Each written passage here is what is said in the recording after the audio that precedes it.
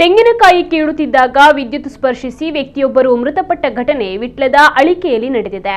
ಅಳಿಕೆ ಗ್ರಾಮದ ಇಬ್ರಾಹಿಂ ಉಸ್ತಾದ್ ಎಂಬವರ ಪುತ್ರ 37 ವರ್ಷದ ಇಸ್ಮಾಯಿಲ್ ಮೃತಪಟ್ಟ ವ್ಯಕ್ತಿ ತೆಂಗಿನ ಮರದಿಂದ ಅಲ್ಯೂಮಿನಿಯಂ ಪೈಪ್ ಬಳಸಿ ಕಾಯಿ ಕೀಳುತ್ತಿದ್ದ ವೇಳೆ ವಿದ್ಯುತ್ ತಂತಿಗೆ ಸ್ಪರ್ಶಿಸಿ ಕರೆಂಟ್ ಶಾಕ್ ಹೊಡೆದಿದೆ.